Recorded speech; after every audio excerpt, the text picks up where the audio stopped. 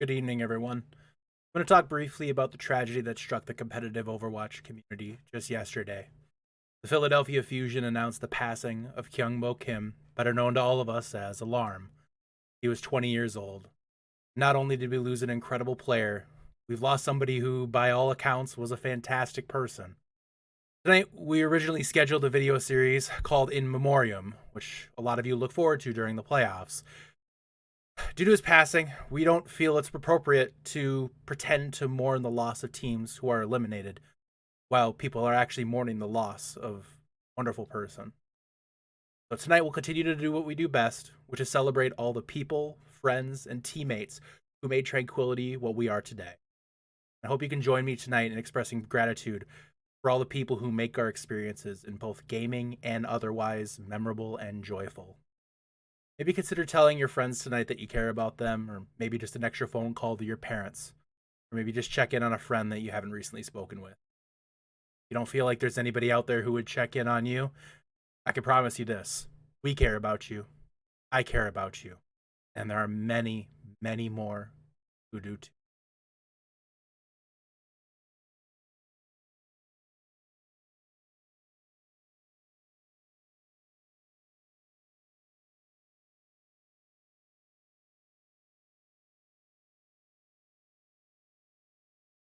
Experience tranquility. Pass into the iris. Good evening, everybody, and welcome to the Iris Podcast. I am your host, Mr. Yeti. Joining me tonight, we have Booth, we have Navino, we have Delphi, and making her debut on the Iris Podcast tonight is Nagi. Welcome, guys. We are going to go ahead and get it started right away because we got a loaded podcast as per usual. We are going to talk at you, and you are going to listen and judge us. It's going to be fantastic, and we love it. All right, let's go ahead and get it started, guys. First and foremost, I don't know if you noticed, but All-Stars is coming up right around the corner. All-Star nominations need to be in about 2 days. GMs, just checking on that. That's 48 hours. Just adjust for daylight savings time. You need to get on that. I'm curious. I know, Cav, you're watching. How many people is that? Just how many teams have actually submitted it yet? 36, 30-ish around teams, something like that. There's probably like at least 2 or 3 that have submitted by this point. At least 2 or 3? Maybe 2 or 3 if we're lucky. It's probably all just the potato teams. Like Yeti was on. No, Yeti was on it. I submitted Koala, so we good. Yeah, okay, we got 4. Fair enough. After the announcement saying you better have people like 5 minutes later. Get your teams in, everybody, or get your your All-Star nominees in, guys.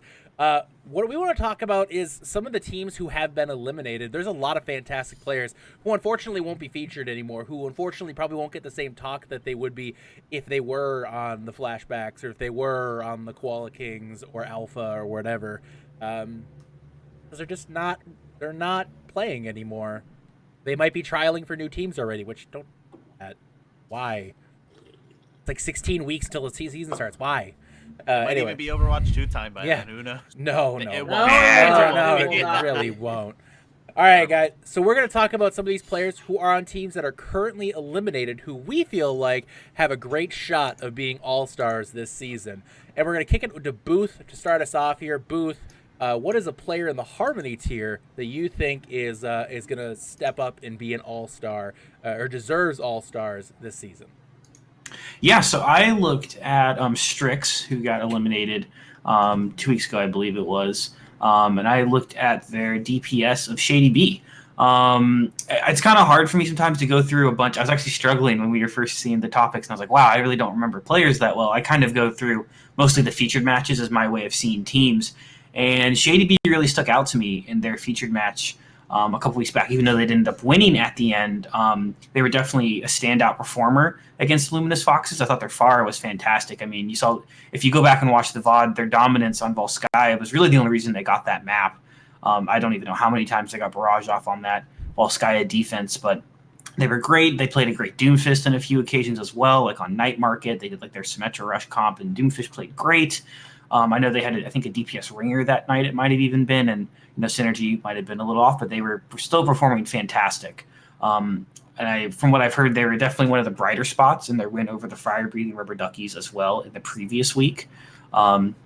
So it's unfortunate we get to see more of Strix throughout the season, especially in featured matches or continuing on. But I think Shady B is a name that's going to stick out from their team from this season. Navino, what about you? So I went with the Jetpack Cats, a team that I think had a lot of hype going into the season, looked really good for a lot of reasons. When they faltered, this guy, was always a standout, always like a big reason they were good. And that is Blinded, their hit scan DPS. Everyone knows Blinded, very good player, just flexible, like could just carry fights on the Cassidy. And has done really well with everything, and I think they will probably be an all-star. They were voted the best hit scan in Harmony tier. If they're not an all-star, I'm going to call that criminal, folks. Nagi, who in the Harmony tier are you picking for all-stars? So this is a little difficult for me. I had to go through some of the teams, but I went with a Big Bang Buccaneer player. I went with Apathy. I think that Apathy's been around for a while, and I think Apathy is a very strong player. I think that Apathy contributed a lot to Big Bang Buccaneers' success, although they did get taken out in the lower bracket pretty soon, not that far in, so which is unfortunate. You're bumming me out already. I'm so sorry. Not only did you talk about the fact that we got eliminated in the first round, but you also picked the inferior DPS. So. Listen, I considered it, but I was like, I don't know, that might be a little unfair, so I went with that. Hey, all I'm saying is Apathy outdated, Mr. Yeti Junkrat activated. Overrated. All right. Well, it was nice. It was nice having you on the podcast, yes. Nagi. But we'll see. It's too bad. Yeah. All right. Hey, is Capital around? We have another spot open. Oh, downgrade. All right. Delphi, it's your turn. Despite that terrible suggestion, it's your turn. I too am picking a Big Bang Buccaneer. I gotta go with Jewish Missile. Anytime I talk to Apathy or Yeti about their team, just in general throughout the season, it always seems like Jewish Missile is the one person that consistently comes up in the conversation about who is doing really well. All around they're a pretty solid main tank. I think anyone in Harmony tier can attest to that. Honestly, at least anybody who's played against him. But it was unfortunate that their season ended a little soon. I think they were a decent team who had a lot of potential to go farther. Jewish Missile was definitely contributing to a lot of Big Bang Buccaneer success and has loads of potential to be a top tier main tank in the next season or next few. Jewish Missile, the demon on the sticks, the controller player. That's right. With a high quality name. I could do a 10-page paper on Missile. Yeah, I played Missile back in season 2. I could do a 10-page paper on them. No, I could write definitely a dissertation on him. And, yeah. I don't think I'd begin to scratch the surface. No. So, anyways, I went with another main tank, and is it because I'm their number one fan? Yes. And is it because I've been saying his name all season? Yes. And do I think he deserves it? Yeah. It's Godzilla from Jersey Boys. I'm just saying. I played with Jewish Missile, one of the most aggressive Reinhardts I have ever played with in my life. Godzilla is like that, except on keyboard instead of sticks. So naturally just a little bit better. Except somehow more aggressive. It's kind of like if you took Jewish Missile, gave them about 8 beers and like a line of Coke, and just said go, and that's what happens. And I mean that in the most positive way possible. Yeah, Godzilla is from the Jersey Boys. Let's go to the Discord tier, guys. Start us off, Booth. Who do you got coming out of the Discord tier? All right, so this pick in my next one, I'm kind of shifting away from individual play, and I kind of look more, honestly, when I thought of looking at this, I'm in no way comparing them to myself because that'd be unfair to them. But for people who don't know, I used to play Overwatch many, many years ago, and I ended up getting, impossible. Who would have, way back in the old days. I ended up getting All-Star back then, not trying to get any, nothing too special. Look at you.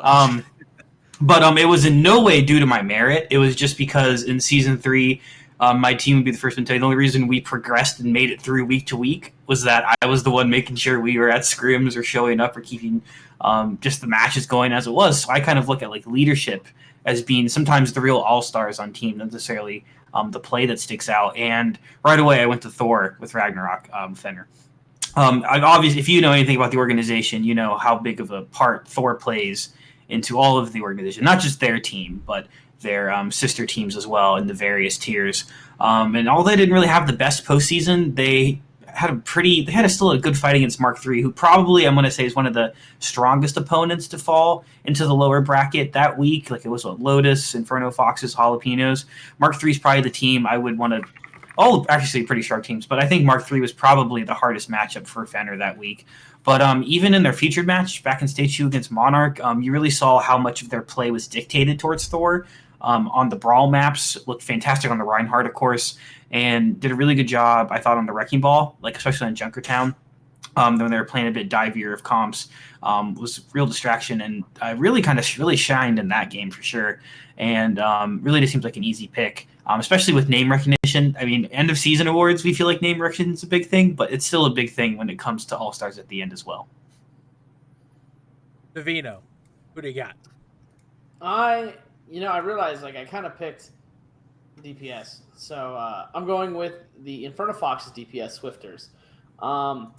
Larger in part because to me, whenever you watched, he was just an impact player. As soon as they added him, and partway through Stage 1, they just looked so much better, and they just kept, building upon the success that they had, and he was a large part of that. And I don't think they even make it as close as they did with Echo Fleet without him. I think he is like the standout player to me on that team. So just to clarify, just in case people are just joining us, these aren't like official nominations. These aren't anything official. This is literally just us saying like, hey, this person deserves to be on All Stars. So don't overthink this. Nothing terribly complicated. All right. Go ahead, Nagi. Who do you got? Okay, so I had to look around the Discord a little bit because I know a lot of people in Discord, so it was kind of a tough choice. But after watching, I think it was last week's feature, or maybe it was last week's feature, I decided to go with Pegapants from Mechanize. I think he is largely their. I think he carries a lot of fights. I think he carries a lot of their matches in general when they were in still. And I think he's just a really solid player. I think he's been around a few seasons. And I feel like if he wasn't an all-star, I'd be kind of surprised. Just because of how much he shows up everywhere. And I don't know, just that last match, feature match, I think really would help him solidify himself in All-Stars if he was in there, because he played it very well, and I think he was in the kill feed all the time. So, yeah, I give it to Pega. Delphi, what about you? I'm picking Pineapple Bro from Lotus. Pineapple Bro is a very good flex support. I'm kind of upset. Well, I'm not too upset that Lotus ended up losing to SEAL Team Spuds because I have a little bit of bias to the Starch Org. A small part. Just a little bit of bias. But if they were against anybody else, I'd probably take the loss a little bit harder. Watching back the Spuds versus Lotus game, Pineapple Bro did a ton and got so much value on the heroes they were playing. Their positioning seems to be honestly pretty good. And I noticed they have a good sense of when they want to DPS on the bat versus when they want to heal versus, swapping back and forth, which is something that a lot of lower tier support players tend to struggle with. They either DPS too much or heal too much, but, they have a good sense of what's going on. The only thing I would recommend for them is, kind of fix their cooldown usage a little bit more. They're either slightly late on a immortality field, or their window is slightly delayed, and cooldown usage and ult usage even a few seconds earlier can drastically turn a fight. So I think they're a very good flex support. If they can kind of pick up their cooldown usages, they'll definitely be next level. But I don't think that's stopping them from attaining all stars this season, in my opinion.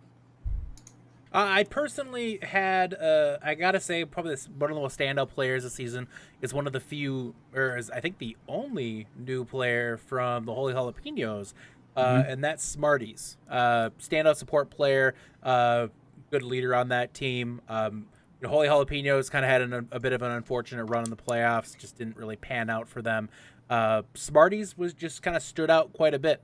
When you look at their short time here, they were a flex support role star as well. So obviously is a well-respected member of the community and a very well-respected flex support. I think they have a distinct shot. I think it wouldn't surprise me necessarily to see if Smarties had a shot at All-Star, depending on who they nominate. So, all right, Transcendence tier. Booth, who do you got?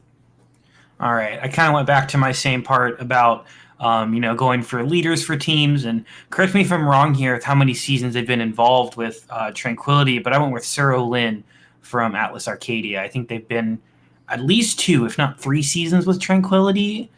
I want to say 3. I think they were here in season 5 when I started. Yeah, I think that's what I'm trying to think back to as well. They had a very difficult stage 2 and came back to their first featured match against Skybox, which we all love Skybox, but were absolutely dominant in the match. It really takes leadership to have a team bounce back from that. They went 0-3 in stage 2. And also their play was great. Their Baptiste was amazing in that match. I think their name recognition will help carry them pretty far. Support's a hard one to shine on, especially in Transcendence tier, where a lot of the names probably shift more towards the DPS side, at least in my opinion. So I think Suro Lin will be kind of a shoo-in to make All-Stars in the Transcendence tier. All right. And go ahead, Navino. So I went with the fan favorite of We All Like Dirt.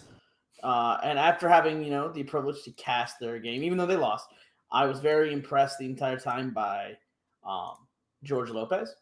She has been really good, really standout flex support throughout the entire time, and has been overall just a great asset to that team and kept Dirt in a lot of games, and as a large reason for their success.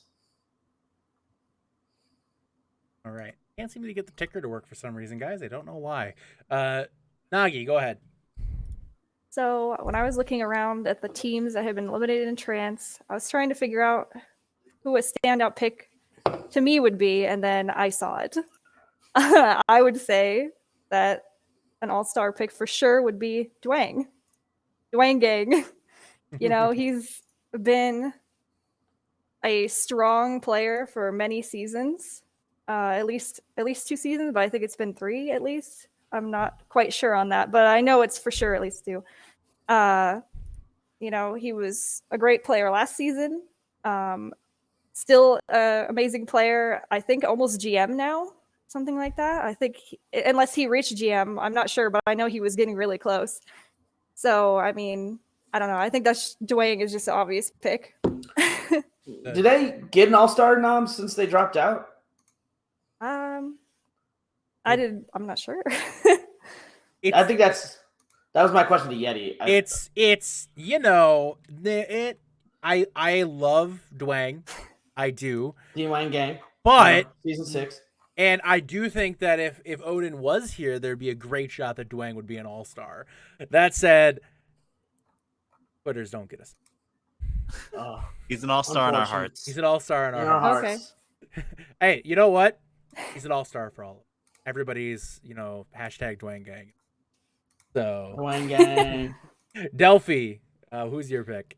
So I went really easy with this one. We're supposed to pick people who, not only we think will make all-stars, but have a really high chance. And I picked Capital from Amnesia. As much as everybody here harps on Capital and we all have this very sarcastic relationship with him, he's a really good player. He's honestly a really good community member. He's very vocal and has really good and positive engagements with a lot of people. And, All-Stars kind of at the end of the day is a bit of a popularity contest for the most part. And Capital is definitely the, one of the popular kids sitting at the popular lunch table at school. So he's definitely going to get a ton of votes. It makes sense that he ended up getting knocked out before I did.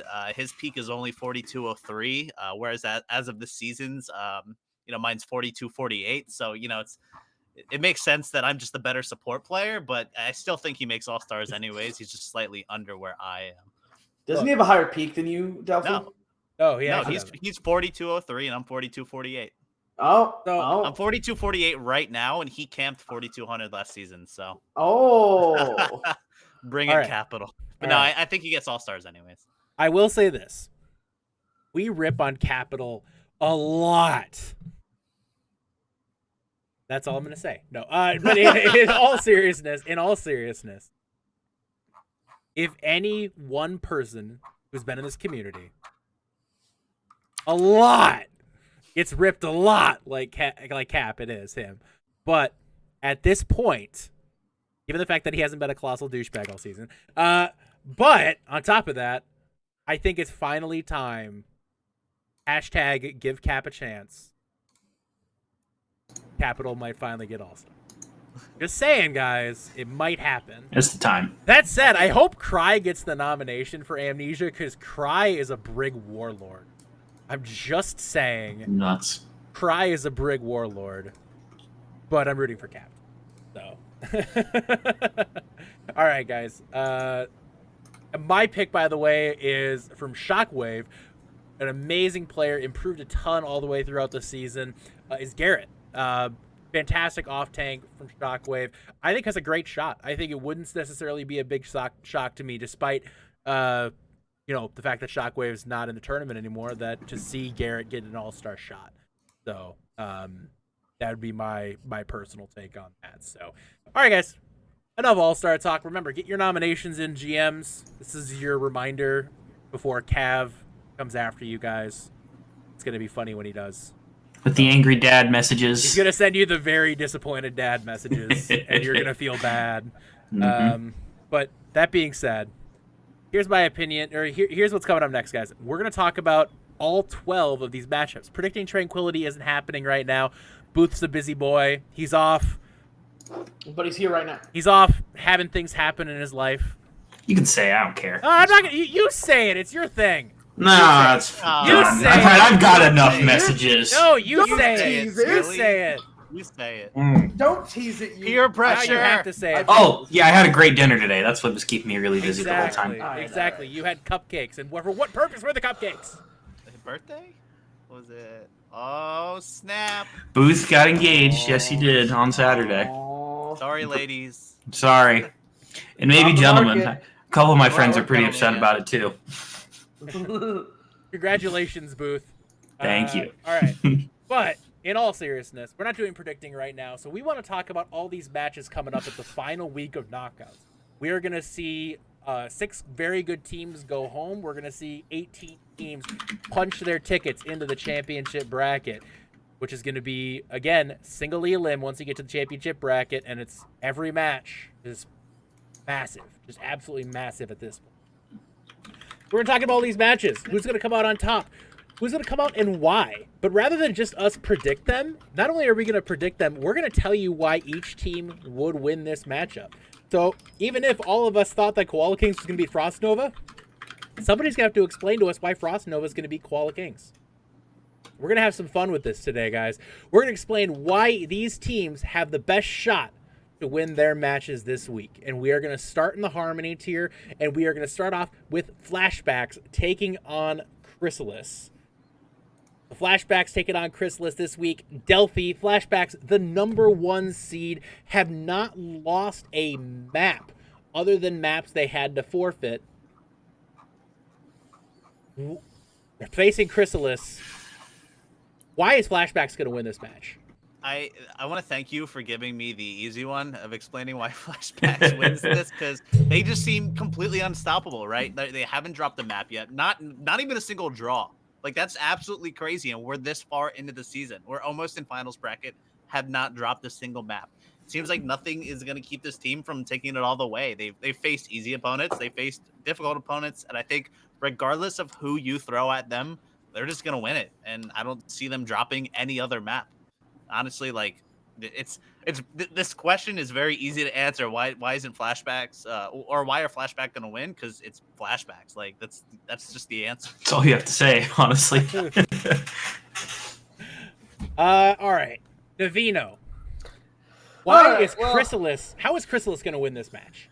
All right. Well, I had the more difficult portion, but I'm going to bring it back to the same thing that always hurts dominant teams. And I've been on dominant teams. I've played against dominant teams. Like, I've beaten dominant teams. when you play someone, and I actually think Chrysalis is very similar to how Koala was last season, where we played Flashback so many times in a row that, like, at some point, you just understand how they play. And once they understand how they play, like, you can really start to abuse that. I think that there's some really talented players on Chrysalis, like Retro. You know, shout out to him. He just hit Masters, right?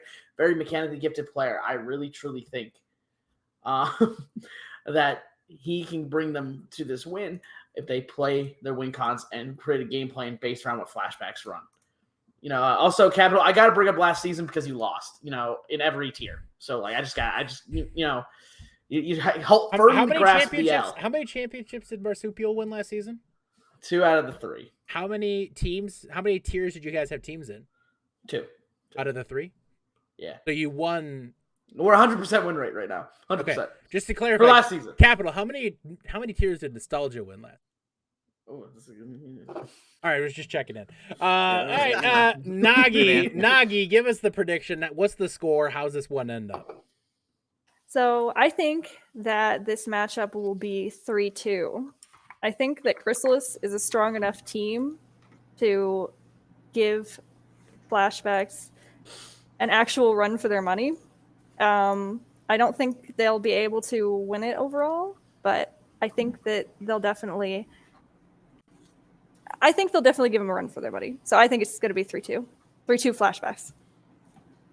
All right, 3-2 Flashbacks. That's the first maps of the season actually played that or dropped by Flashbacks. And Booth, what do you got? How do you have this one coming up? So I know I wrote something down on the sheet, but I made a copy of that sheet and wrote my own stuff down again, and I changed it like an hour ago. I'm going 3-0 Flashbacks. I don't think they're dropping the map yet. I think they will in the next round of the playoffs, but I don't think Chrysalis will be the team to take a map off of them here. All right, we're taking it now to our next matchup here. Both, by the way, predicted Flashbacks 3-2 and 3-1, respectively. I also picked Flashbacks, except I go the 3-0 route. I don't think they're ready to lose that map yet. I think Flashbacks is super hungry, and I think Smoke, being the 5300 SR warlord that he is. 54 now, sorry. Yeah, you 54. peaked. He climbed to 54 today? Okay, all right. Mm-hmm. I think inevitably they just win. Koala Kings versus Frost Nova was the next one here. Number 1 seed Koala Kings, preseason champions, defending champions. Nagi, why do the Koala Kings beat Frost Nova? Well, I think Koala Kings wins because, I mean, they've been a strong team for 2 seasons now. The entire marsupial org is. I mean, like was mentioned a minute ago, won 2 tiers with 2 teams. They're still very strong. They've proven they're dominant against other teams considered on the top other than themselves. And I just think they're first seed for a reason. So I think Frost Nova is strong. They may give them something to fight for, but I think Koala Kings comes out on top. Hard to argue with taking the crown off the Kings right now. Booth, Frost Nova is an upstart team. They were seeded 6th coming in, winless in the group stage before this one. But they've shown some fantastic play so far in this playoff. Yes. Beating Sky Guardians and Miami Yikes. What do you think of Frost Nova? How are they going to win this match? Well, as soon as I saw the Frost Nova, I was kind of happy because of all the upset picks. It feels like, I don't know if it feels like the most likely, but probably the easiest one to give a reason as to why it would happen if it does. I mean, they're the Cinderella team of the playoffs so far. I don't think there's anything you can compare another team to them.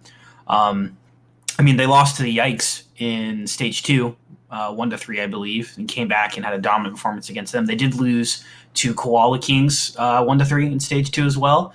So played them recently, coming off of. They didn't really get much love after that 4-3 win over the Flashbacks. It kind of put everybody, I feel like, down on them a little early on. But I mean, they've been the team to beat here so far. They kind of. I mean, really, they really showed up against Sky Guardians. I don't think anybody was expecting that match to go the way it was. I called it.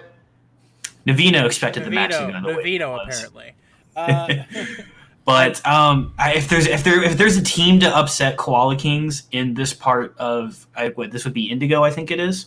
I think Frost Nova is the team to do it.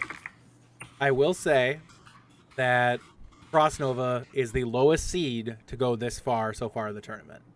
They're the lowest seed to have locked their place in to the knockout stage already. Because if you, just as a reminder, these teams who haven't lost yet, they're playing for first round buys. They're playing to for a better matchup. They're playing for better seeding in the championship bracket now. They're playing to get to the semifinals of the tier overall, as opposed to having to play next week, which is a pretty big deal. Can make a big difference having to dodge one very strong team.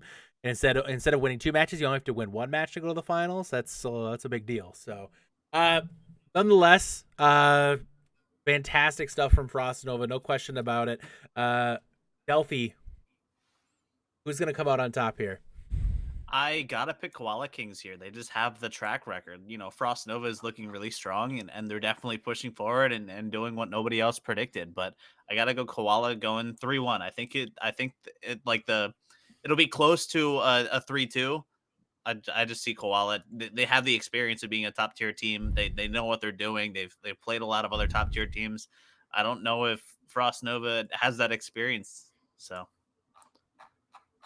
Navino, I know I wrote down that I want you to predict this, but I didn't let other people predict in their org, and I'm not gonna let you do it either. Even though you wrote it down, I'm just gonna cut you off there. Wait. May I say one thing though? Go ahead. If you watch the Loki game, Koala's done messing around. That's it. That's all. He can mean anything by that. He could totally mean Frost Nova in his pick. I'm leaving it up in the air. Unbiased. Koala Kings is done messing around. They're not scrimming anymore. Frost Nova, no. We're playing a God Hand, I'm going to hit you with the prediction. I think it's 3-2, and I think it's going to be Koala Kings. Frost Nova is a very improved team.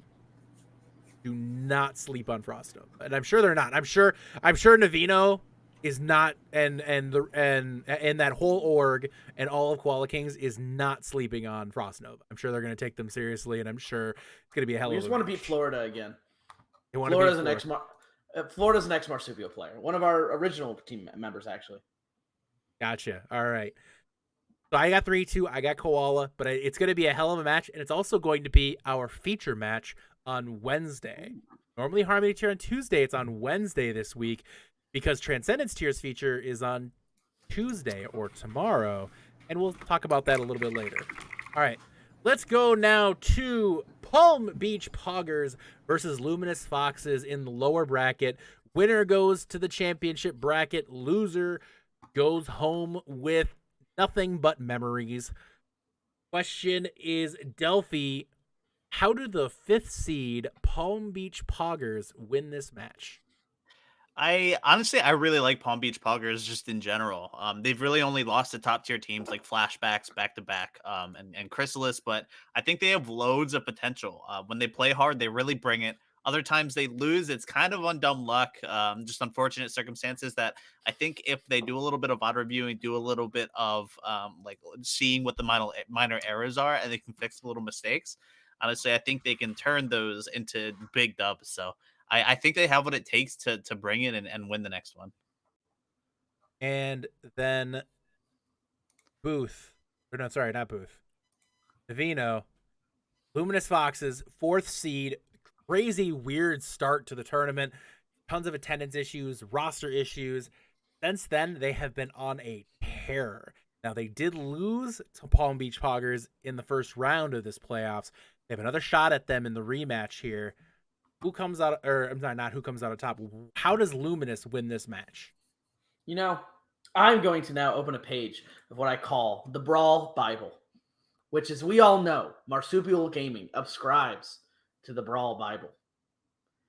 Ever since that game versus Palm Beach, I've seen them play Rush a ton, and they look just super clean.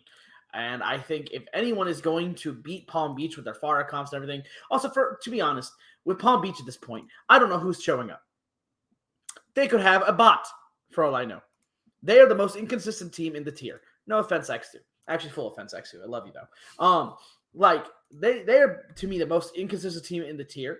And then Luminous Foxes has to know what Palm Beach is going to want to do, and also knows that means they just got to put pedal to the metal. And I've seen them able to just increase tempo insanely fast. They played, I want to say, They played Firefight, right? They got stream playing Firefight. And Firefight tried to play these Hans with these spam comps that Palm Beach also likes to play. And all Luminous Foxes did was just up the tempo and run them over because they know what to do. They have really good DPS line. I think the support line is really great. But Ricky's proving my point. Traffic goes, wait till you see his next match, and then Ricky goes, you don't even know if you're going to be there, Traffic. He's proving my point. So I ascribe to the Brawl Bible. Luminous Foxes, you got this, I believe. All right. We're going to go now to Nagi. Your prediction. Who comes out on top? Okay, so I literally just changed this I saw because the more I thought about it, Victory! it wasn't just the speech, because you brought up the memories of me watching some of those matches, and it made me think that I think it'll be 3-2. I think it's going to be really, really close. I think both of these teams are equal in a lot of ways, and I think they have a lot of strengths and a lot of weaknesses that balance each other out. So I think it's going to be a really close match, but I think it will go 3-2 Foxes. So 3-2 Foxes from Nagi. Booth. Who do you got here? I've also got a 3-2, but I still got Palm Beach coming out on top here. I think there were some flaws or weaknesses that Strix even showed through into the Luminous Foxes, and I think if Palm Beach is there, and especially in full strength, I think they can exploit some of the parts. I think like Luminous struggled against the Pharah a good bit, and I think if Palm Beach can pull that off, this might be they can still pull out a 3-2 victory. I think it'll be close still, regardless. So I am a huge Exuberance fan. I love, honestly, everything that Palm Beach Poggers has done this season. They've been one of my favorite teams to watch, and I have full support of that. That team is awesome. Genuinely a good team. It's so funny because I think right now, the 4 of the top 5 teams in this tier is basically Flashbacks, Chrysalis, Palm Beach Poggers, and Luminous Foxes. And then throw in Koala Kings. That's the top 5 teams right now in this tier. And I think 2 of those teams are playing each other this week. I think Palm Beach is the favorite, but I think Luminous Foxes has a real shot at this. I know they lost 3-0 here, but I'm just saying I really could see Foxes win it. And yes, Rooker, I did say Luminous Fox is better than Frost Nova right now, and I it's hard to say that's not true. And I think you might agree with that, at least in like understand my logic there. No, I think you're on. I think we're on the same page, buddy. I think I'm gonna go right now 3-2 to the Poggers, but God, this could go either way. And either one of these teams that wins this match, if you face them in the championship bracket, you are going to have a hell of a game on your hands. So, and they are legitimately going to be a dark horse threat to win the whole damn thing. So, that's kind of my theory on where this one's gonna go. Sky Guardians versus Miami Yikes. Sky Guardians, the number 3 seed. Roster turmoil is the name of the game with this team. They have gone through so much roster shifting, finally settled in, throwing some people onto some different roles, making the roster work out. Still that fantastic DPS line. Nagi, why did the Sky Guardians win? So I think that they can win this matchup against Miami Yikes. Yeah, it was Miami Yikes. They have strong players. I think that their players work really well together. Looking at their roster, they have a lot of flexibility to move players around and kind of decide what comps they want to play based on who they're against. And I think that they can use that to their advantage in a lot of situations, including this one. I don't think this matchup is going to be easy for them at all, but I think that they will be able to win overall because they're strong players individually and as a team. And if they use this flexibility that they have on their roster, I think that can be used to their advantage. All right. And Booth, why are Miami Yikes going to win this game? Yes, I've been a fan of the Sky Guardians all season, especially with their DPS. But I think I think there's a better DPS duo in the tier, and I think that's the Miami Yikes duo with Stonky and Virgo. I We've talked about them quite a bit throughout the season in various formats, especially here on the podcast, so I won't go too far into it, but I still think they're the best duo in the tier. I think that loss to the Frost Nova kind of woke them up. They were not messing around against the Jetpack Cats in any way, if you got to catch any of that matchup. And I think they're going to be eager to continue back. I think just with the struggle the Sky Guardians have had, especially with the roster issues in this past bit of time, that's going to help benefit the Miami Yikes. And they're, I think they're feeling that Frost Nova loss. Not that that's like anything against Frost Nova; they're insane right now. But I mean, the Yikes were expecting to win that. It's an upset, no matter how you. It's an upset. However you swing it, it's an upset. Yeah, they weren't expecting that. They weren't expecting to be down here. There's no argument you can make where Frost Nova was ever considered a favorite against Miami Yikes. They just weren't. Like I love what Frost Nova's doing, but to call that anything short of a big upset is ludicrous. Oh, and people were expecting the Yikes to be one of the teams to have, honestly, probably one of the easier, in quotes, paths to make it to the championship bracket. I would have said at the beginning. I know I had them sweeping through the championship side. So they want to get there, and they're going to be eager to do that. And I think their matchup last week showed how they feel about it. Yeah, that match, it ended very quickly. Yeah. I think Miami Yikes was a little angry. And for what it's worth, I think it was justified. They had a tough match. They had a really, really tough match against Frost Nova. It's had some technical issues on top of it, too. They came out so angry, and my God, I watched that match. And no offense against JPC. I love JPC. That was over at Champion Select, just with how that was going. Anyways, who's going to come out on top of this one? Delphi, big matchup here. Sky Guardians, Miami Yikes. Who do you got? I've got a very close 3-2 going in favor of Sky Guardians. I like the opportunities they have to flex different players onto different roles. They pretty much have enough room to make adaptations against their opponent to like, change things that might need, if a support player isn't doing so great, they can move them up or like move somebody else onto the role and give them the opportunity to improve. So I like their flexibility. I think that they can come around, and I think it's going to be 3-2 Sky Guardians. All right. And Navino, who comes out on top? I want to say that, like, from the beginning, I was really harsh on Yikes. Like, when I casted them versus Fighting Potatoes just from the beginning. And, like, the transformation I've seen from when they played Fighting Potatoes in Stage 1 to when they played Koala in Stage 2, which is a very close game, even though it was 3-1. Like, we had dominant moments, but, like, 2 of the maps came really down to the wire. And then watching them versus Frost Nova, I'm on the Virgo train. I'm on the Virgo train, and I'm off. I've been off the SG train since they lost their ball player. So I'm going to have a 3-1 for Yikes, mostly because I do not see Yikes sweeping. Like I feel like Yikes is one of those teams that like just has trouble sweeping outside of JPC, but JPC still is kind of a brawl OTP team. So like when they play the ball like Virgo on far and stuff, it's really easy to sweep that. So I see it as 3-1. I believe in Virgo, Stonky, and honestly, like their tank line doesn't get enough love with Turtles and Macaroon. Is that his name, Macaroons? Yeah, Macaroon. That's correct. Here's where I think it's gonna go. I think it's gonna be a 3-0. I think Yikes win and win big. That team, again, watching that JPC match. That team looked different. And I just think it's no offense to Sky Guardians. I don't think they're ready. Milo and O have played amazing all season. And I think they could go toe-to-toe with Virgo and Stonky. But I don't think their tank line can keep up with Macaroon and Turtles.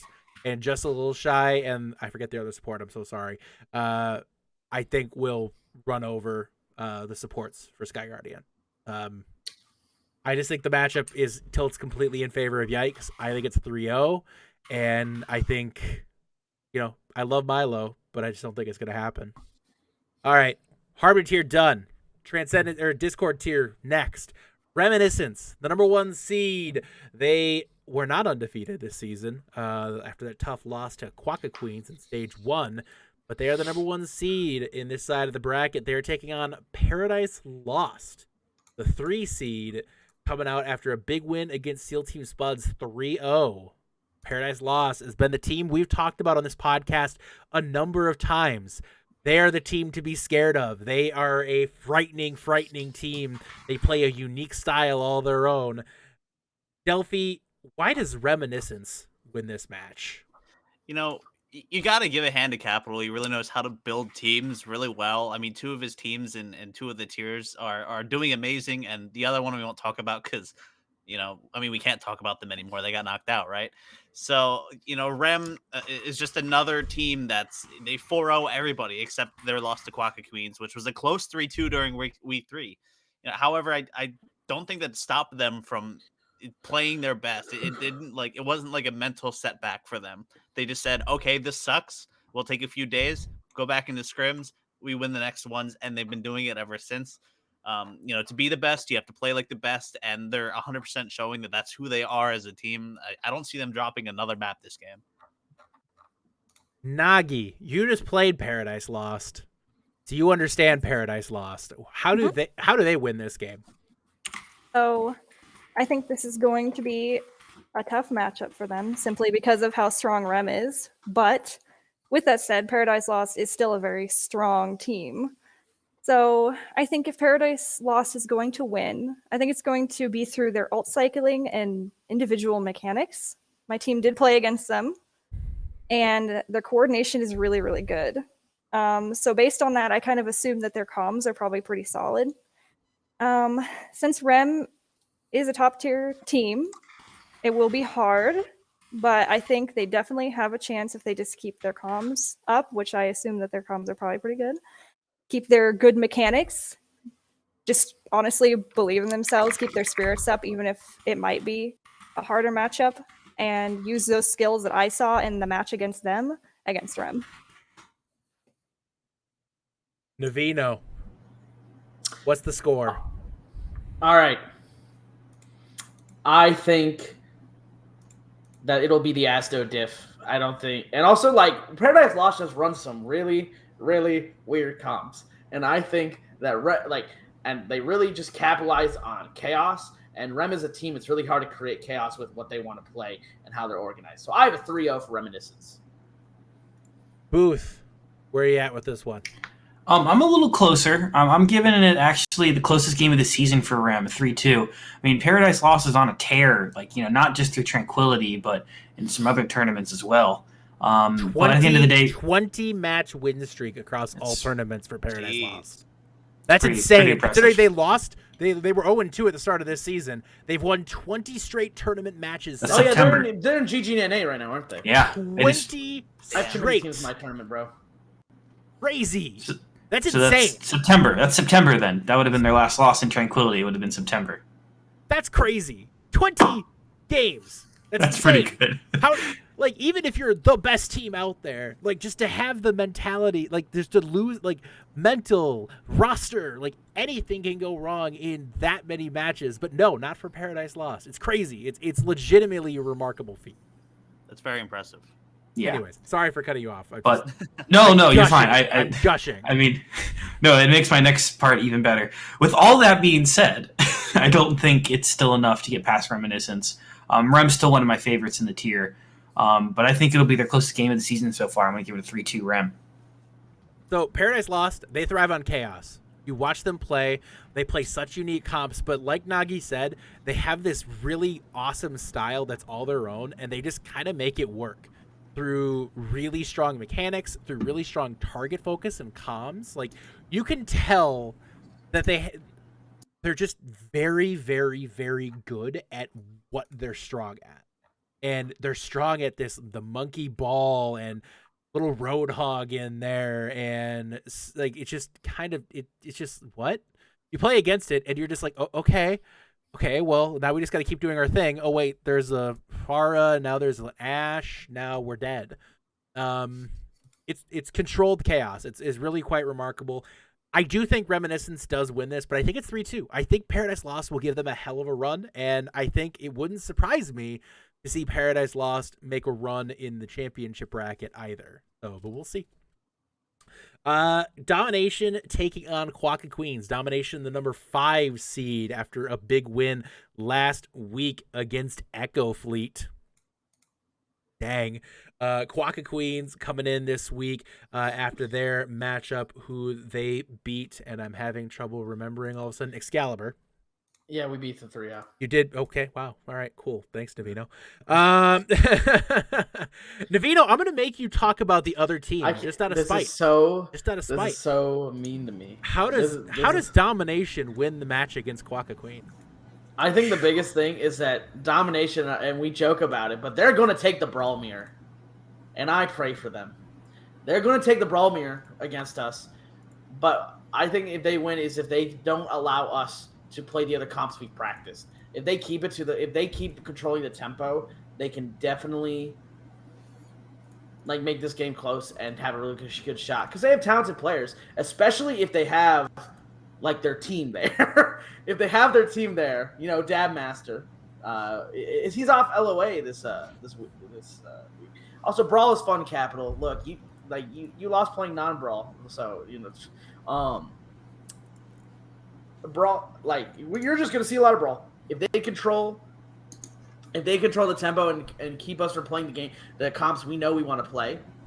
Because as much as Capital likes to say, if you watched our stage 2, we played comps other than Brawl. At least when I'm there, we do. The Echo Fleet game we ignore. Booth, how does Quokka Queens win? So, coming that kind of easy for me. The rest of the time, when it's not Brawl Mirror, I don't think anybody's beating Quokka. They're the queens of the tier this season. It's a pretty easy one to say there. I mean, they're returning champions. They're shown up against the good teams, the 3-2 over Rim. Realistically, they've been the definition of the word domination and dominant this season. Outside when we lost Echo Fleet, but yes. I'm trying to hype you up here, okay? Okay. Yeah, it's okay. All right. How's the score end up here, Delphi? Who comes out on top? I still think Quokka is just the more dominant team, and I think it's not going to be much of a contest, and I'm giving Quokka Queens a 3-0. Nagi, score. Who's coming out on top?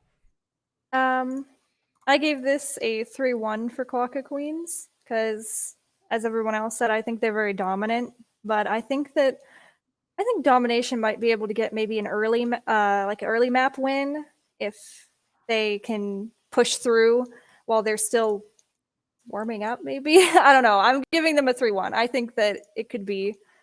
I think it's possible. So. All right. For me, I look for a team who's going to be dominant, and it's in their name, Quokka Queen. I'll just be real with you. Domination and Dab Master showing up. For me, it's an immediate L. But in reality, genuinely, jokes aside, Quokka's going to win this game. I think Quokka's more prepped for it right now, and I think Quokka wins. I think Domination takes a map, but I think Quokka wins. They're going to put the hammer down on this. They're going to lock in that bye for the knockout round, for the championship bracket here. So, man. Domination salt and chat, and it just tastes delicious. It's so good. I'm watching my sodium right now, but god dang, does that taste good? So yummy. All right. Anyways, salt and vinegar chips are my favorite chips. Let's take Me it down. too. Let's take it down to the lower bracket here. We got Mark III taking on the SEAL Team Spuds, and I'm just gonna say to these guys over here, you guys can stay out of this. You're biased. I'm going to take it over to here to these guys who clearly have never shown bias in their life.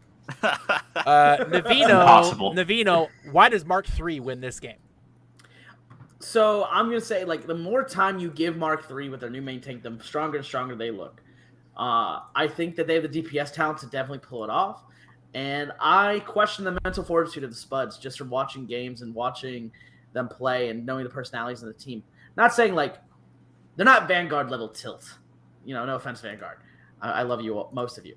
But they definitely have been when you watch them, they're a very emotional team. They ride emotional highs. And I think Mark III, as long as they keep cool, can definitely bring it back and just frankly out coordinate them. and out-tempo them. Because I think they've got the more time they have with Tarakton, the better they've looked. All right, Booth. Why the Spuds win? Well, kind of, again, my goodness, Navina's making my job kind of easy. Piggybacking off what he said there, the Spuds are an emotional team. They're right off of that. And you saw that in their game against Lotus. They were not happy with the performance against Paradise Lost for sure. And came back with a vengeance. They came back with a big win there. That was their first playoff matchup, had that bye in the first week against Paradise Lost. And for all the reasons we've discussed about Paradise Lost, I think Mark III is a better matchup for the Spuds than they've had. Definitely compared against them here in the playoffs. But I think if what they were able to do to Lotus is showing, what they'll be able to continue to do to Mark III here. I do think Mark III is a different team, but I do think that the Spuds still, their play style still benefits them in a lot of the mirrors where in the past maybe Mark III would have had a benefit over other teams. I think the Spuds are still stronger in that category. All right, again, skipping these guys over here. Navino, predict this match. Who comes out on top? Oh, wow, I'm defending and predicting. Yes. It's really funny because even though I had to defend Mark III, I have Spuds winning 3-2. But I didn't even think about that when I read through the outline. Didn't even notice that. Autopilot. Yeah. So I have the Spuds winning 3-2. Even though I do think there's a chance, I think it'll be close. I think the Spuds have just looked more consistent over the course of the season, and I don't think that they'll be able to just make up all that lost ground within these 2 weeks. Booth, who comes out on top? Yeah, I got Spuds in a 3-1 here. I still think they're the stronger team of the two, and I don't have to really justify it too much because I kind of just did. I guess I can argue with that. Now, I've been making predictions the whole time. I'm not going to make one here because I GM the Spuds. That wouldn't be exactly a good idea. I'm not gonna come on here and be biased. The Harris Podcast, as you all know, is a completely unbiased podcast where we never make predictions about how a match is going to go for your team. So that's just kind of where I'm at. Totally was not a donation thing you did during event week for me on Predicting Tranquility. You totally could not have paid me to do that. No, I totally not going to predict this matchup at all. If I was to predict a number first for the Spuds and a number second for Mark III, I wouldn't say them out loud because it wouldn't be an okay thing to do. As a biased member of this team and org, that'd just be a terrible thing to do. So, just be objective, Forehead. I'm not going to I can't do that. So, all right, Echo Fleet, the number 1 seed, taking on Excalibur, the number 6 seed. Excalibur had a bit of a hiccup here last week or a couple weeks ago against Quokka, and then Echo Fleet coming off of a very, very tough loss to to Domination, and then following that up with a very, very close win over Inferno Foxes. Delphi, why does Echo Fleet win this game? Echo Fleet seems very resilient. They've had a few unfortunate losses, but then they go ahead and 4-0 a team like Quokka Queens. They definitely have what it takes to move to the next round, as long as they stay cool, collected, and they can focus on what's in front of them. The game is definitely losable, but I have faith in Echo Fleet being able to take it. Although Echo Fleet versus Excalibur is probably going to be the closest game, at least in my opinion, that we're going to see. And I think that they can do it, but it's 100% losable. Like don't let it get to you. All right. That said, then Nagi, how does Excalibur win this? So I'm going to be honest. I don't know a ton about this team, but from the research that I did, I can see that their roster is full of flex players, like pretty much all but 2, I think. So obviously that'll give them a lot of flexibility in any match that they have. In order to win against Echo Fleet, I think they're going to have to really work with that flexibility to create comps that can stop Echo Fleet before they can get the advantage on them. I think Echo Fleet is full of players with strong mechanics, but they may lack a bit on the overall synergy and kind of rely on brute force. So I think if Excalibur can stop them before they start and keep them out of their team and their backline, then they have a strong chance. All right. And then Delphi, give us your prediction. I went to these guys on all the last ones. I'm going to you guys on these two here. Delphi, give us your prediction. Like I said, I think it's going to be really close. I think it's going to be 3-2 Echo Fleet. I think it's going to come down to a control map, 1-1. Last point's going to be 99-99, and it's going to be just whoever can, just squeeze one out like as best as they can. I don't know. It's going to be tough, but I still have a 3-2 for Echo Fleet. Nagi, who's coming out on top here? I agree with Delphi, except I'm on the side of Excalibur.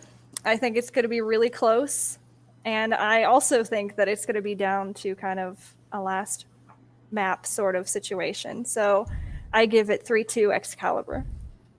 All right, and that is the end of our Discord tier roundup here.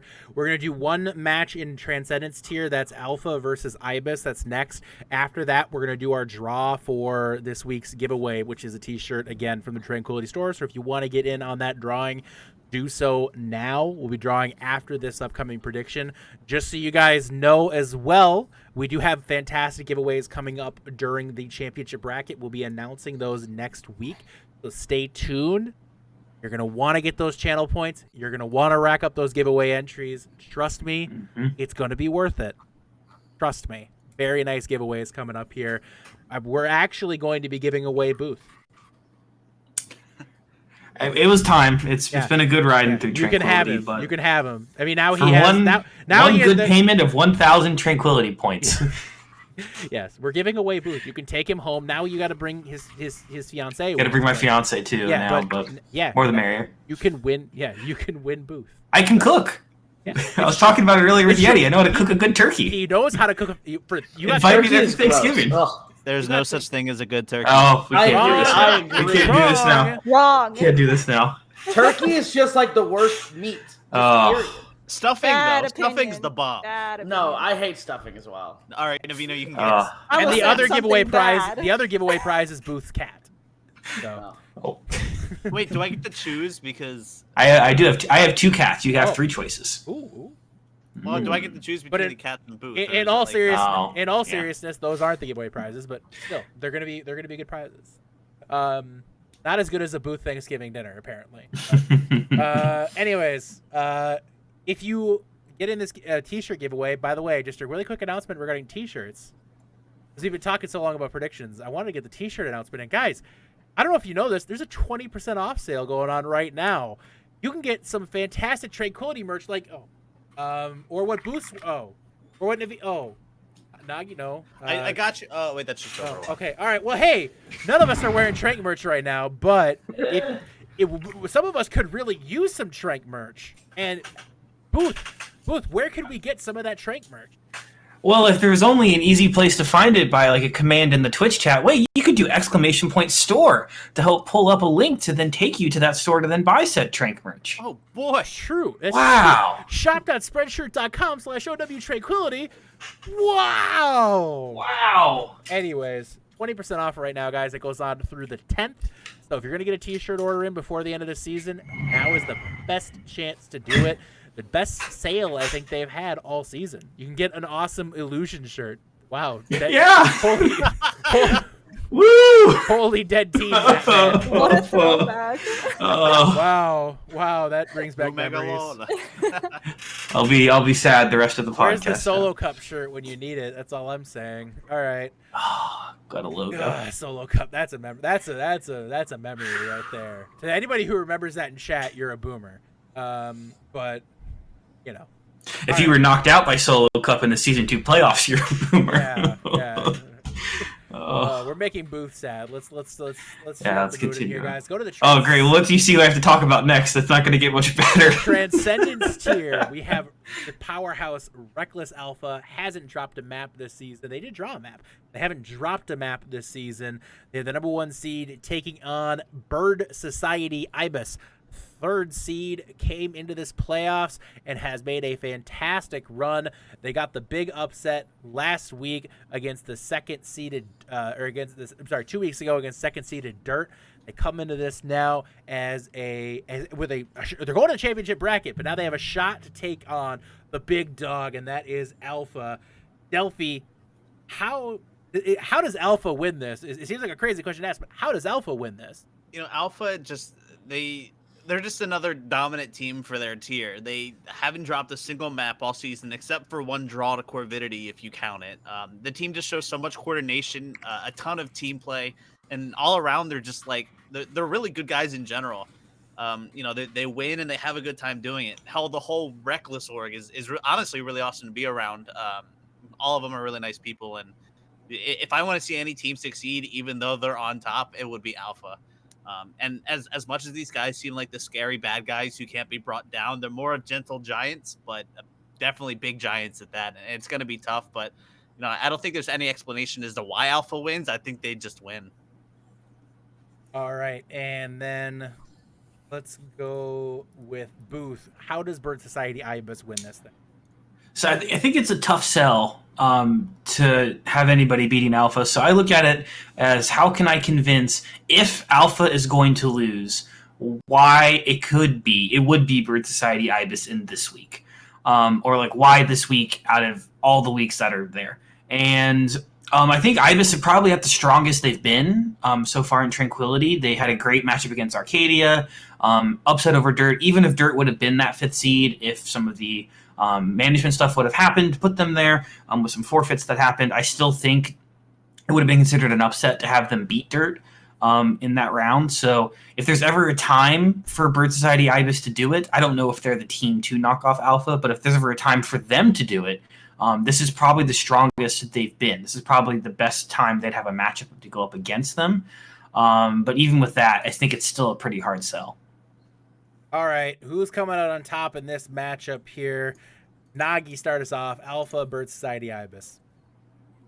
Well, I don't have much to say.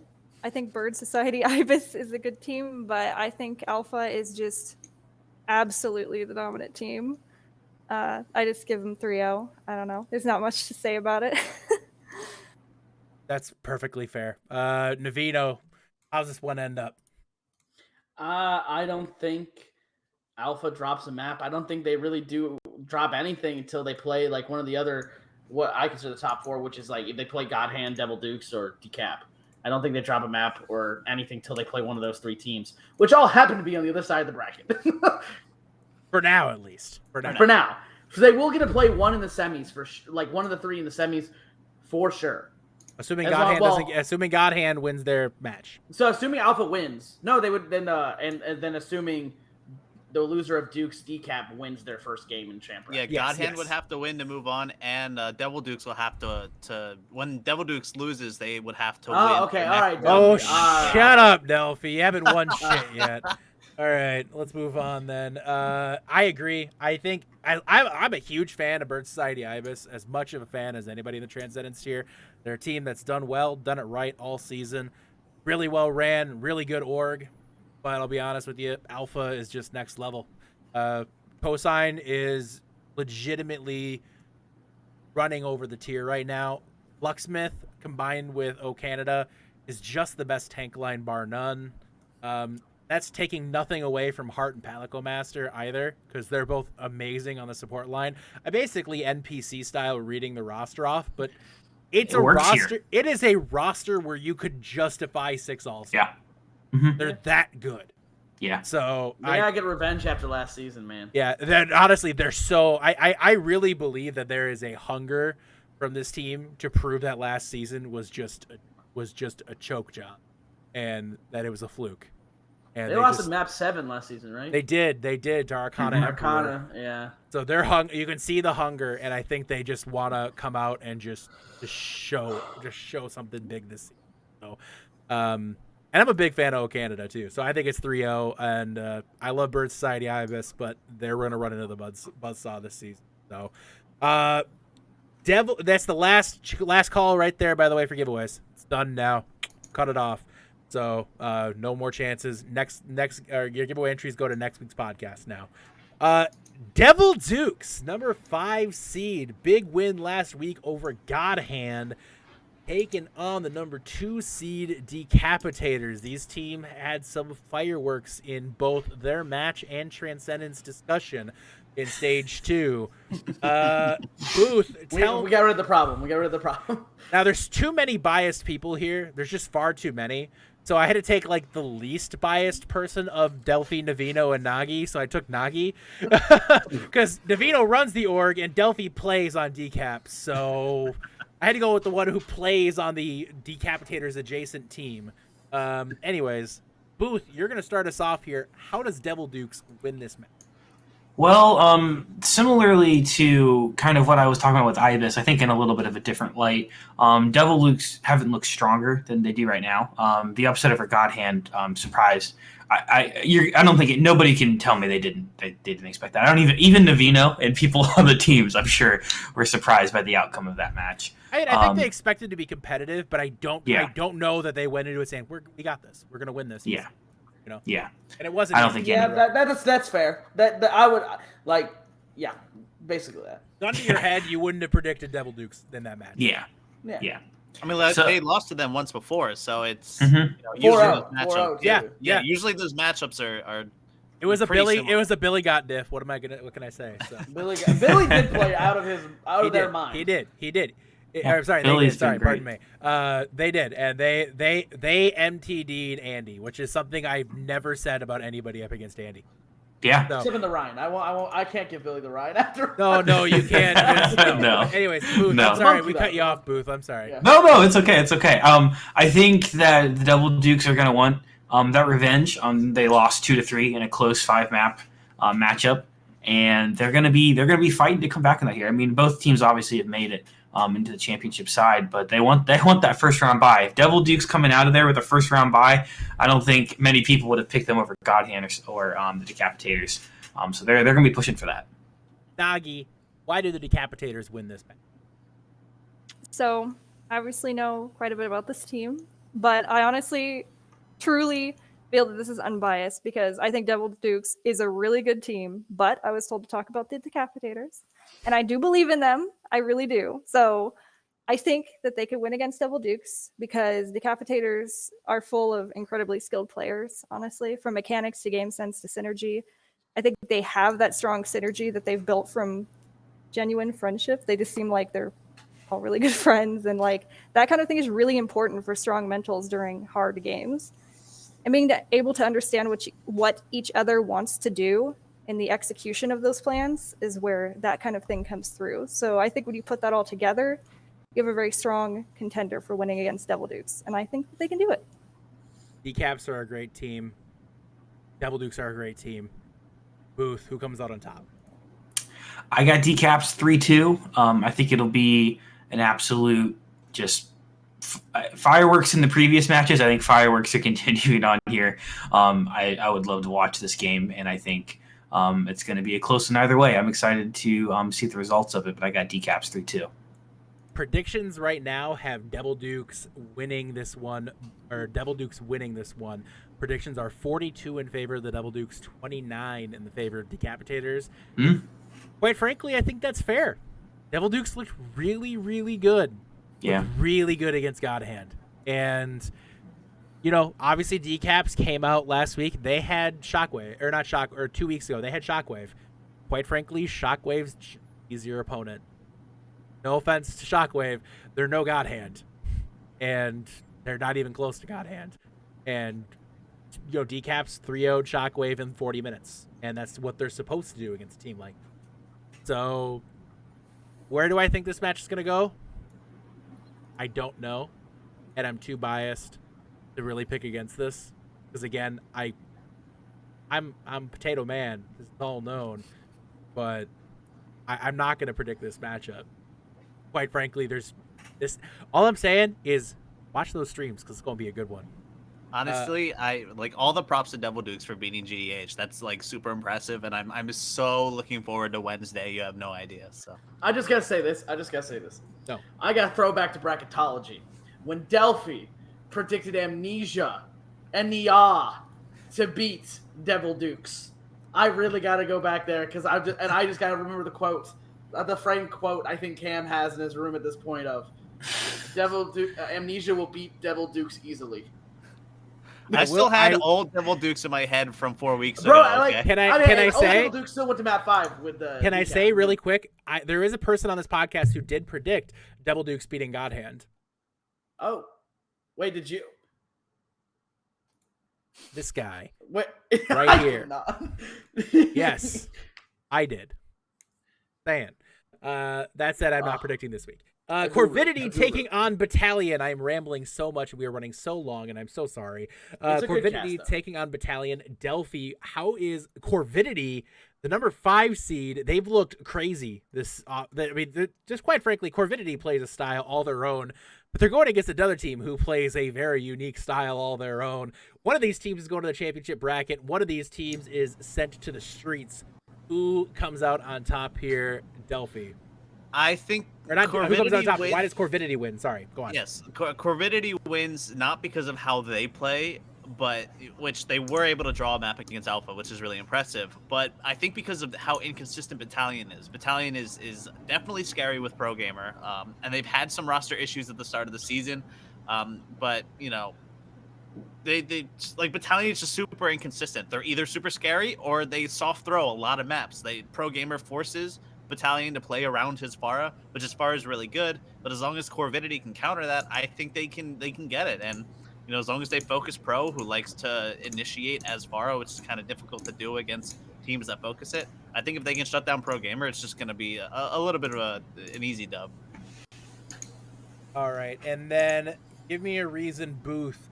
The 8th seed Battalion. They are the lowest seed left in this tournament, a team whose fate was not decided until the very last week of the season.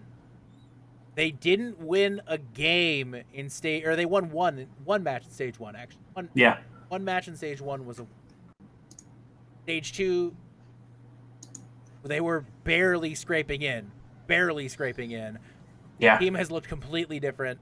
Booth, Battalion, how do they do it? So the way I see Battalion doing this, I've got to watch a couple of Corvidity's matches now, especially being able to produce a few, is that nobody faces Corvidity knowing what they're going up against. You go up against Corvidity and you start seeing the Roadhog flanking and trying to pull you off the map, and then teams try to go at it like you would go at a mirror comp, or you'd go at in a Brawl v Brawl matchup, or you go at in the dive comp, and it's just chaos, and Corvidity thrives in chaos, but nobody's come back at them with chaos yet. And I think especially if Pro Gamer's on that Pharah quite a bit, they don't really run shields on Corvidity. If you can get a really good poke going and start getting early picks on a couple of their supports, I mean, as soon as they lose their main support, really, I think the Corvidity comp kind of crumbles a little bit. Or if you just isolate that Roadhog that's flanking, and I think the only way you're going to beat Corvidity is with chaos of your own. You can't go at it looking at we're going to run the better Brawl mirror, because there is no Brawl mirror. You can't mirror anything they're doing besides maybe mirroring them with something just as chaotic. Nagi, tell me who comes out on top in this match. Could you remind me which one again? I'm so sorry. Battalion Corvidity. Okay. I predicted 3-1 Battalion. I think Battalion's full of like incredibly strong players. Like Trippy, Evates, which I've, tried out for Tempest before, a very strong player. Telm, Pro Gamer, Lynn, they're just all like really strong players. So I think that they'll be able to, as long as they do pretty much what was said, which is kind of go against the chaos, I think they have a really good chance. All right. And then Navino, who comes out on top here? I have good old Corvidity winning 3-2, mostly because after casting the Battalion dirt match, I do think Battalion's a little too inconsistent to truly beat a better team, and I don't think they necessarily have the coordination to deal with the Hog Diva. Dirt tried the Hog Hog. They tried to versus a Hog or Hog Diva. I don't remember yet. You and I cast that. I know they tried Hog at some point, and it looked okay versus Battalion. And I think that what's going to be interesting though to me is the fact that Battalion also runs a lot of Hog. That's what's going to be really interesting to me. And so the Hog matchup will be interesting, but I think Hog Diva is just a better comp than Ball Hog. If I'm being honest, if you're running a hog, I would rather have a diva than a ball. Hog and ball, Especially with the fortune is not back line great. that Corvidity runs, I think the diva suits him way better. Yeah. So I think that I think it'll be close, mostly because I think Corvidity has some also consistency issues, or Papaganus. Look at the forfeits. But I still think they come out on top. I have this one pegged as a 3-2 Corvidity as well. You know, in a battle between two teams that play the weirdest shit, I got to give it to the team who's played the weirdest shit better all season. Yeah. You know, and honestly, I'm dead serious really quick. Hades is a legitimate, like, terror on the Nuts. DPS. Like, So nuts. super talented player and, like, actually cracked as can be. So I'm just saying, It's not like it's just 6 players running around aimlessly. They know what they're doing. It's just crazy to watch. It's kind of like Paradise Lost minus the preparation, more chaos. Yeah. Anyways, Corvidity, I got him 3-2. Last match here, God Hand, lower bracket. Not many people saw that coming. Up against NYAA. Nagi, God Hand, fantastic team. Why do they win this match? I'm not sure whether to thank you or not thank you for giving me this team. Because honestly, like, yeah, it's a very strong team. But I don't have much to say. It's God Hand. They're a strong team. They have strong players. That's been proven many times in rank. So for them to win this match would be no surprise to anyone. They just have to scrim a few times and they've got it. They've already had their one scrim this season. I don't know if they're going to scrim again. Oh, they're done. They're fine Their then. scrims for their matches on Wednesday. Then they're good, yeah. That's their Exactly. scrims. Exactly. They had a rough scrim 2 weeks ago. Last week's is a little better. Okay, Navino, I'm going to give you the task. Why does NYAA win the match? All right. One, if Canlis shows up. Important. Important fact. I think he played actually on Flex Support versus who did they play? Who did they beat last week? Shockwave. Shockwave. I think he played Flex Support, but they have him on DPS. No offense to Lazuli and Nighthawk, their other DPS, but Canlis is just a talent of his own volition, you know. And there's a reason he's still on that team. I think a big thing you will notice is Godhand really likes to play the ball Sig, the ball Diva, and they struggle into 6-man, which is really how I think Devil Dukes kind of punished them by running a lot of 6-man. If you go back and watch it, I know a lot of people have watched Billy's perspective at that point, and like any map that was like more 6-man favored, Devil Dukes were able to bring it out against them, and I think Nia can do that very well because they also played 6-man in the Nia Devil Dukes matchup, and yes, they lost 3-0 to Devil Dukes, but I think now that they know and you see a chink in the armor. And if I'm Nia, I am prepping hardcore, looking at the bots, because if they really want to make this upset happen, they really have to put in the effort. This is not a time for, sitting back, but they have to put in the hours. And I think 6-man is the way they're going to do it. I do not think they try and take the ball mirror. If they take the ball mirror, they just lose. All right, and then let's get predictions now. Delphi comes up. I gotta go with God Hand on this one. They've just proved themselves time and time again. They're Trank veterans, very, very good Trank veterans, and they've been around this community for a while, and that's because they dominated. They had a tough loss against Devil Dukes, but I think Devil Dukes is on a way different level than NYAA. I don't think they're going to give them much contest. However, I do predict a 3-1 in favor of GDH. I think NYAA can, rally to win at least one map, but GDH just plays at a different tempo. They overwhelm backlines. They're just very good at picking apart teams, and I think they're going to be able to do it to NYAA again. Booth, wrap us up here tonight. Who comes out on top? Yeah, I'm sticking similar to how Delphi has here, but I'm giving it a 3-0. I think it's difficult to go against Godhand. They just have such synergy with each other. They're even some of them playing on roles that they wouldn't necessarily be playing in a no SR capped tournament. I still think that they're some of the best in these off roles for them themselves.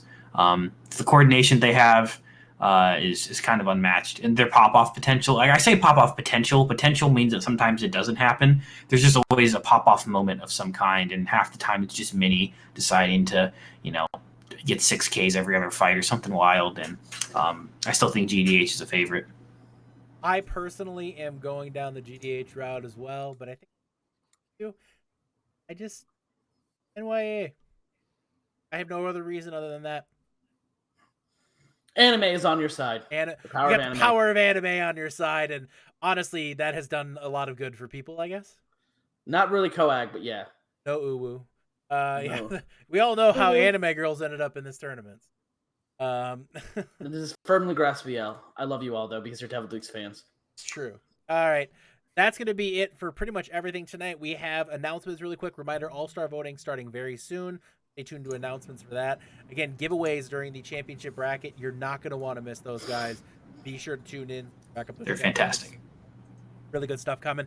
And then the features this week. So far, tomorrow night, we have Alpha taking on Bird Society Ibis. It's Bird Society Ibis's first feature in seasons that they've been here in Tranquility. Finally, an opportunity to take a look at them taking on Alpha.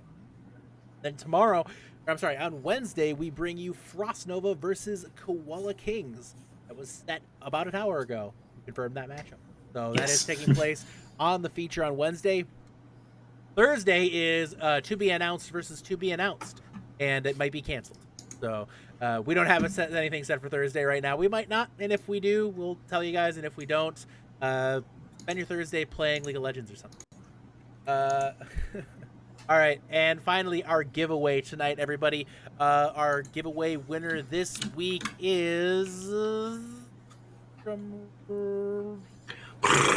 It is King Crimson 87, the GM of NYAA, taking home the giveaway. They get one dub this week at least. Yeah, they get. It was